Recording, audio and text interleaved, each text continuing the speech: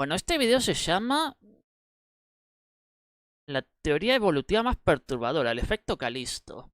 Las ciencias son una serie de disciplinas que están en constante cambio. Lo que en una década era una verdad absoluta, en la siguiente puede ponerse en duda, y en la próxima, tras series de estudios y experimentación, pueden ponerse patas arriba. Es decir, que a pesar de nuestros avances tecnológicos y nuestra capacidad de realizar experimentos a una escala gigantesca, siempre existe la posibilidad de que un nuevo descubrimiento nos obligue a replantearnos muchas cosas. Es lo interesante de la ciencia, es un rompecabezas en constante transformación, y todas las asunciones previas deben ser desafiadas o puestas a prueba. Claro está, dejando de lado ideas completamente estúpidas. En uno de mis vídeos sobre críptidos mencioné una teoría que puede ser la explicación a algunos de los seres misteriosos de la criptozoología. Esta teoría llamó la atención a más de uno, sobre todo teniendo en cuenta que la información sobre este efecto desconcertante de la evolución es muy escasa, en parte debido a que se trata de una teoría bastante controvertida que hace que más de un biólogo pierda los papeles, ya que de ser cierta, dinamitaría todos nuestros conceptos sobre la evolución de las especies. Estoy hablando de la hipótesis del efecto Calisto, también conocida como evolución radial. El concepto que expone esta tesis es tan polémico que aquel quien lo propuso en primer lugar ya hace 40 años fue prácticamente crucificado por la comunidad científica del momento, a la vez que todos los estudios relacionados con el efecto Calisto eran eliminados y enterrados, debido a una serie de acontecimientos que sobrecogieron a la comunidad científica norteamericana en los años 80, y que como si de un mal sueño se tratase, olvidaron, o mejor dicho, decidieron olvidar tras el amanecer. Así que en el vídeo de hoy exploraremos tanto en qué consiste esta teoría como las consecuencias que acarrea para nuestro entendimiento acerca de la evolución de las especies. Del mismo modo, también investigaremos acerca de la serie de sucesos extraños que persiguen esta teoría como una siniestra sombra.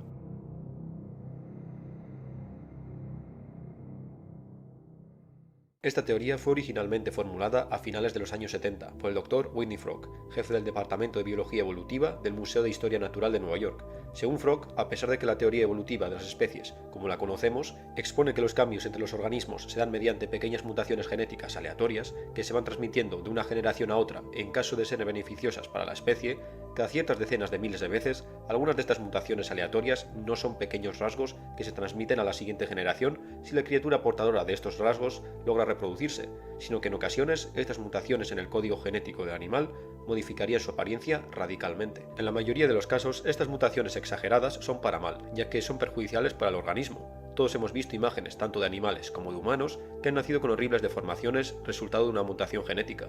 Casi todos estos casos terminan de la misma manera.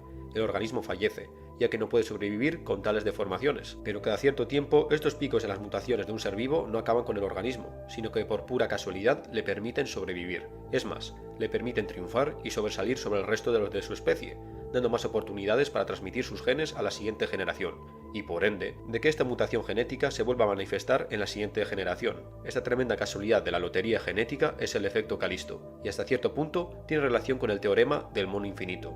Según este teorema, si ponemos unos monos en una habitación pulsando teclas aleatorias en una máquina de escribir, digamos 10 horas al día durante unos años, pues no conseguiremos nada. ¿Por qué me recordó a lo de los Simpson? Al señor Burns cuando tenía a los monos trabajando. Un montón de letras y líneas sin sentido. Pero ahora imaginemos si pudiéramos dejar estos monos pulsando botones al azar en las máquinas de escribir por un tiempo larguísimo. Millones, decenas de millones o cientos de millones de años. Pues tarde o temprano, estos monos con vida infinita acabarían escribiendo por puro azar algo con sentido. El ejemplo más clásico es que acabarían escribiendo el Quijote. Pues con las mutaciones ¿What? ¿En serio? Bueno, si son miles de millones de años puede ser, no sé. aleatorias en el ADN ocurriría algo similar. Si le damos el tiempo suficiente a un organismo, generación tras generación, con la posibilidad de sufrir mutaciones aleatorias, tarde o temprano conseguiremos el Quijote genético, la aguja en el pajar, el resultado de la teoría del efecto Calisto, un ser radicalmente diferente a sus progenitores, un engendro de la naturaleza. El Dr. Frog comenzó a fraguar esta teoría tras una serie de descubrimientos en diversas formaciones a lo largo de todo el globo. Estos fósiles extraídos de las láminas de roca pertenecientes al período cámbrico mostraban una serie de organismos perfectamente conservados, impresiones de sus cuerpos blandos, caparazones solidificados y apéndices convertidos en roca. Una serie de criaturas de aspecto alienígena que poco o nada tendrían que ver con los animales a los que estamos acostumbrados. Esta serie de criaturas son el resultado de la llamada explosión cámbrica, de hace unos 500 millones de años, un suceso que en un abrir y cerrar de ojos en la escala geológica resultó en una repentina aparición de una gran biodiversidad. Es en esta explosión de biodiversidad cuando también aparecieron los primeros vertebrados, nuestros antepasados, los picaya. Todavía no comprendemos del todo esta repentina expansión de la complejidad de los seres vivos en el Cámbrico. De hecho, es un tema que siempre crea discusión en la comunidad científica. Incluso el mismísimo padre de la teoría evolutiva, Charles Darwin, confesaba que la explosión cámbrica es uno de los mayores, si no el mayor, agujero en su teoría de la selección natural. Pero es en los años 70 cuando algunos de la comunidad científica comienzan a plantearse que la evolución puede que no sea un proceso constante, y que en realidad sea un proceso con parones o estancamientos y acelerones repentinos. Frog fue más allá, referenciando el descubrimiento del fósil hallado en el Transvaal, perteneciente a un organismo que parecía completamente fuera de lugar en ese estrato del período cámbrico, rodeado de fósiles de trilobites e invertebrados de cuerpos blandos que no superaban los 15 centímetros.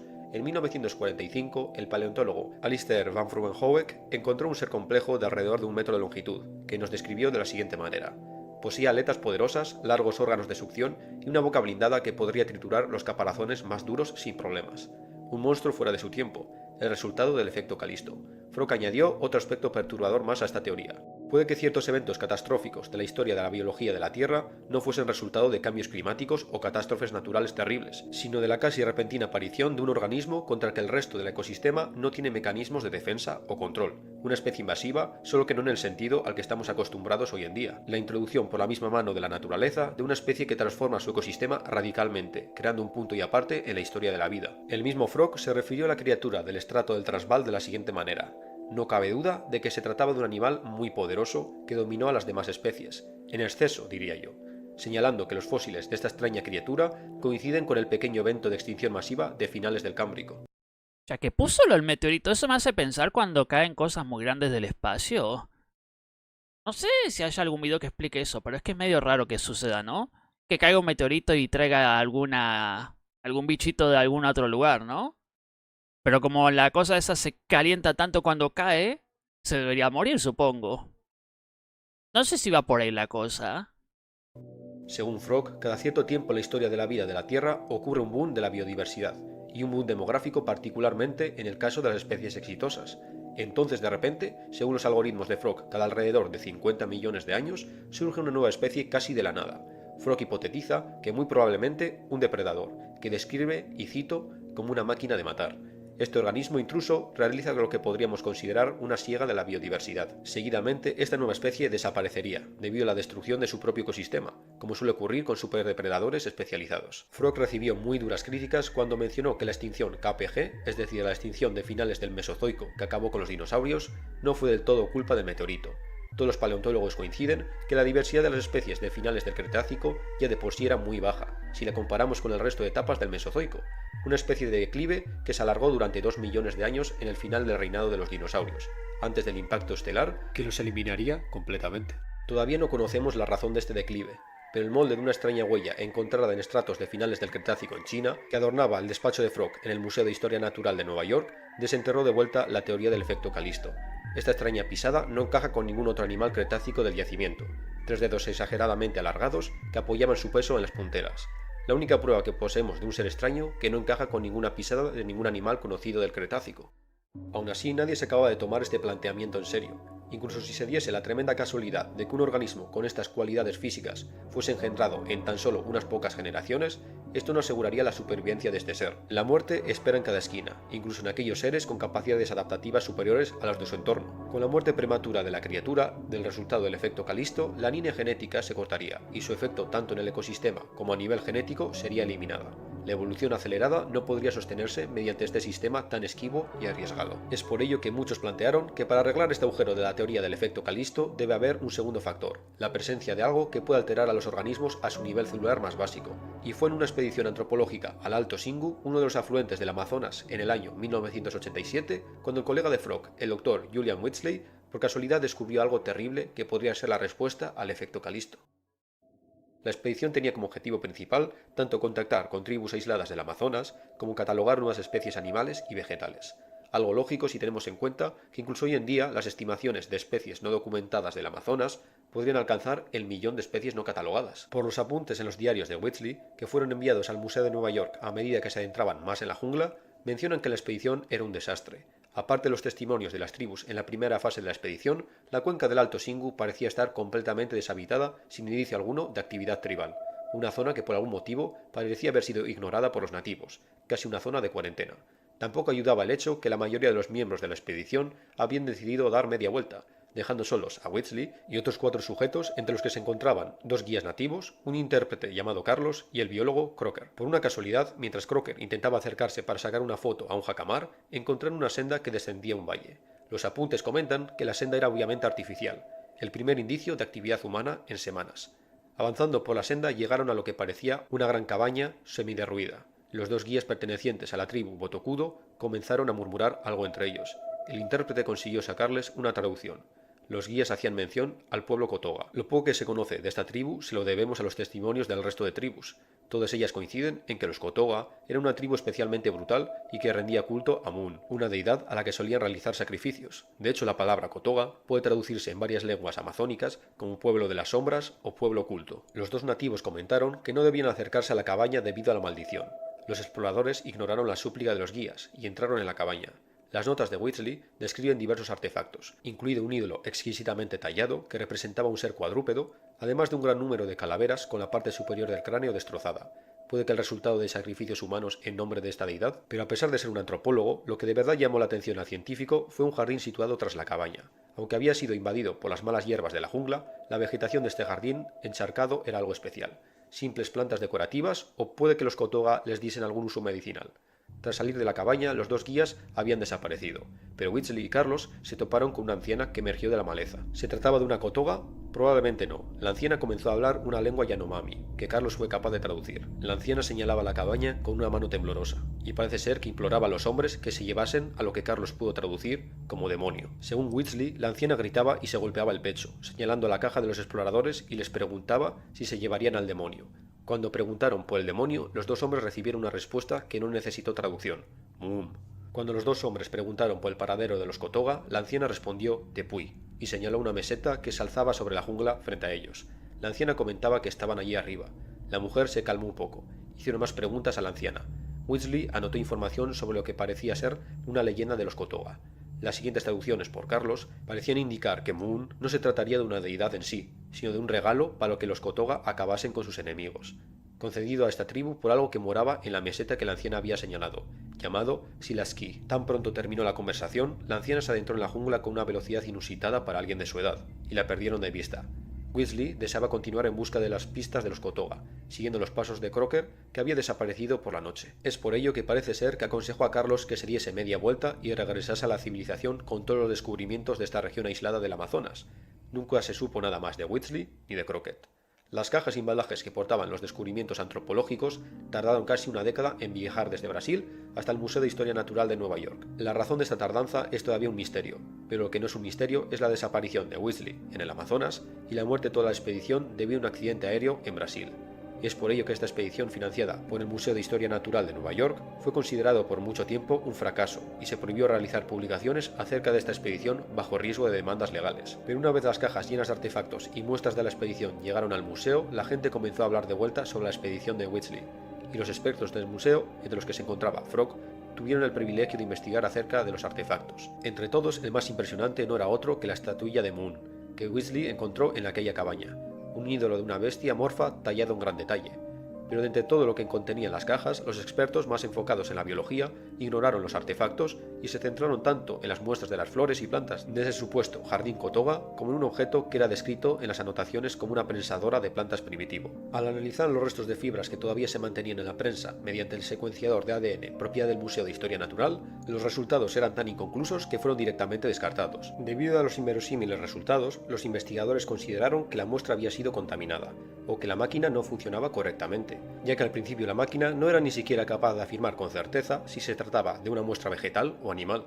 Pero tras unas cuantas pruebas más, la máquina expuso unos resultados que dejaron incrédulo a Frog. Los resultados mostraron una cadena de genes deforme, una especie de batido que a primera vista podría parecer la información genética de una planta, genes vinculados a celulosa, clorofila y azúcares. Pero visto con más detenimiento, las anomalías en la cadena eran más que evidentes. Genes pertenecientes a otros organismos, más notablemente a animales, genes de hormonas y enzimas relacionadas con mamíferos, lagartos nocturnos, es decir, gecos, artrópodos. Lo más llamativo era la gran presencia de una proteína muy común en los retrovirus ambiloides. Los retrovirus forman parte de la historia genética de todos los seres vivos. En el caso de los humanos, nuestro ADN está conformado por un 8% de material genético de retrovirus. Estos restos son el resultado de restos de infecciones virales antiquísimas, que afectaron a las células germinales de nuestros antepasados, insertándose en el material genético que después fue pasando de generación en generación durante millones de años. Una especie de marca genética que nos acompaña desde antes que nos diferenciásemos como grupo. Es decir, que los retrovirus alteran las cadenas de ADN de los seres vivos. Tras el resultado de los análisis de los restos de la planta, Frog postuló que son patógenos como el retrovirus los que pueden acelerar el proceso evolutivo según el efecto Calisto. En el caso de estos restos de ADN encontrados en la prensadora de plantas, Frog realizó la conexión entre estas fibras y la historia escrita por Whitsley en sus diarios. Puede que Moon no fuese tanto una criatura mítica, sino el resultado del efecto Calisto en la actualidad. Y puede que estos cráneos destrozados y esa anciana aterrorizada en el Alto Singu sean la prueba de algo que los Kotoga mantenían en secreto, una especie de animal que tras generaciones alimentándose de esta planta dio como resultado una criatura horripilante. Pero el genetista del museo Kawakita, que tuvo el permiso de llevar varias muestras de la planta a sus laboratorios, teorizó algo todavía más siniestro. Tras varias pruebas, el genetista fue capaz de cultivar una de estas plantas a partir de los especímenes de la expedición. Parece ser que esta especie de planta, de aspecto similar a un nenúfar, estaba infectada naturalmente por un retrovirus muy especial. A diferencia de otros retrovirus que inyectan su ADN en células con el objetivo de reproducirse, creando copias destruyendo la célula infectada en el proceso, el virus de la planta de los Kotoga inoculaba una colección completa de genes en sus víctimas, sin destruir la célula, genes robados de anfitriones anteriores e incorporados a su víctima.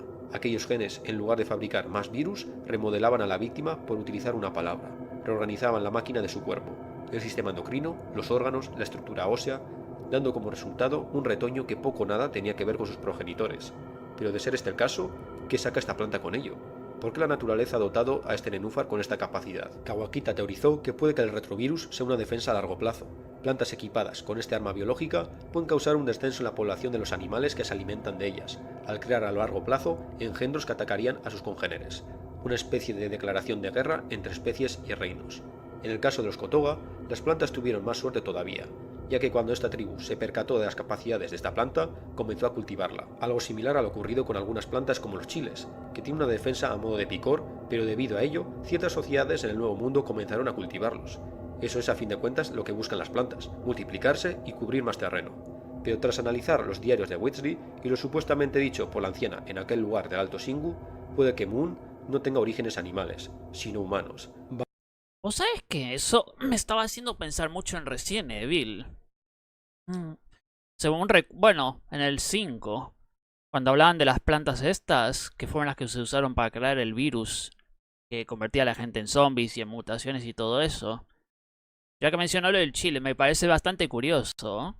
Se supone que el picor del chile es una defensa, pero la gente igual se lo come. Total, no es veneno, pero quema.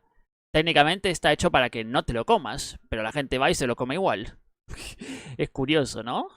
Varios de los artefactos Kotoga muestran unos dibujos simplistas de lo que parecen ser miembros de la tribu recogiendo los nenúfares en cestas, y a continuación dándoselos a otros individuos con caras deformes. La prensadora es otra prueba inequívoca. Los Kotoga conocían las propiedades de la planta. Según lo planteado por Kawakita, los Kotoga prensarían y secarían la planta portadora del retrovirus, y luego forzarían a algún desafortunado miembro de la tribu a alimentarse exclusivamente de esta planta, esperando a que surgiese el deseado efecto. Kawakita llegó a empujar la idea de que lo ideal para conseguir el efecto Calisto sería llevar a cabo este ritual con una recién embarazada. De ese modo el feto, todavía en formación, probablemente sufriría los cambios debido al retrovirus, dando como resultado a un Moon. La estatuilla encontrada en la cabaña nos puede dar una idea del aspecto del ser. No existe ningún rasgo humano reconocible. Un ser cuadrúpedo, garras como cuchillos, cola, pelo, escamas y una boca deforme que parece más diseñada para succionar que para morder, algo que también tiene relación con los cráneos dispuestos en la cabaña, intactos con la excepción de un orificio en la parte superior. Esto es una historia, no puede hacerte daño. ¿What? ¿Y esto?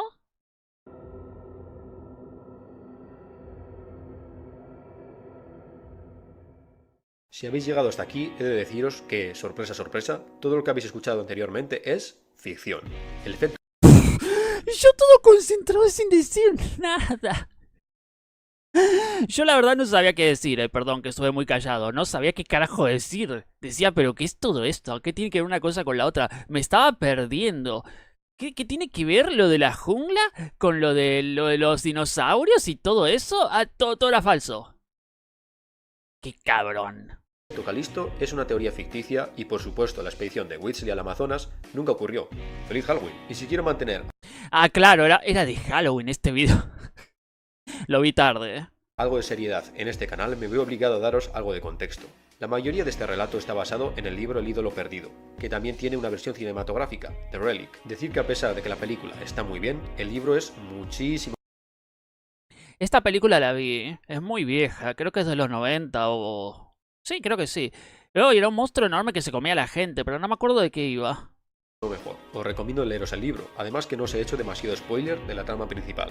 Del mismo modo, mi relato tiene puntos reales, como la teoría que postula que la evolución no es un proceso continuo, sino que tiene parones y acelerones, llamada teoría puntual. Investigad porque es muy interesante. Del mismo modo, la explosión cámbrica sigue siendo un misterio para la paleontología, y a pesar de que hay varias teorías que tratan de darle una explicación, lo único que podemos asegurar es que fue una rápida reacción en cadena. La vida pasó de estar constituida por animales simplísimos a una gran y variada biodiversidad, donde el equilibrio de la vida que conocemos hoy en día se creó. Por otro lado, la información genética de los retrovirus en un 8% de nuestro genoma es real. Como he mencionado anteriormente, esta basura genética entre comillas es el resultado de antiquísimas infecciones que infectaron a nuestros antepasados hace millones de años, antes que los pudiésemos considerar ni siquiera homínidos. Pues eso ha sido todo. Intentad no arruinar la experiencia al resto en los comentarios. De hecho, poned comentarios hablando sobre los siniestros de esta teoría. Queremos un creepypasta. Solo que claro, sería más efectivo si no hubiese añadido esta parte final al vídeo. Y aquí hemos llegado al final.